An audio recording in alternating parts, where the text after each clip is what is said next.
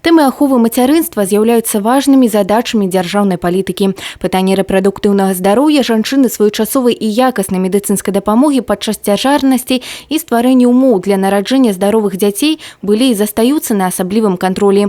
Гэтую тэму закранулі і на прэс-канферэнцыі. За 9 месяцев этого года произошло в области 10 334 родов. Это, к сожалению, на 530 родов меньше, чем в прошлом году. По Брестскому родильному дому родов меньше всего лишь на 220. И надо сказать, что Брестский областной родильный дом принимает на себя основную часть сложных родов. Ад здароўя маці залежыць і здароўе дзіцяці. Маецца на ўвазе не толькі фізічны стан, але і псіхалагічны.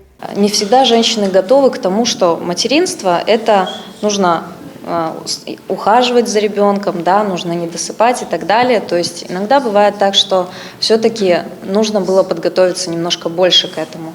Для этого, например, существуют и психологи, и психотерапевты перинатальные. Также существует, например, у нас в роддоме школа матерей. Палітыка нашай дзяржавы накіравана на падтрымку сямей, асабліва шматдзетных, прадугледжана і разнабаковая сістэма дапамогі.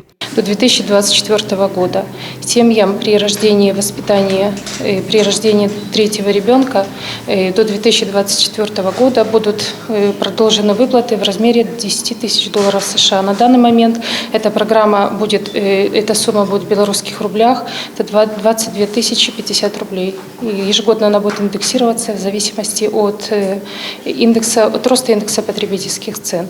У мэтах паляпшэння дэмаграфічнай сітуацыі, захавання і ўмацавання здароўя жанчын і моладзі в обласці ўжо 11 кастрычніка на базе медыка-генетычнай кансультацыі Брэсцкага радзільнага дома пройдзе акцыя да Дня маці. Урач-акушэр-гінеколог, псіхолог і ўрач-валеолог правядуць кансультацыі. Анастасія Цыкун, Тацяна Гнатавец, Тыгран Акапян, тэлерадыёкампанія Брэст.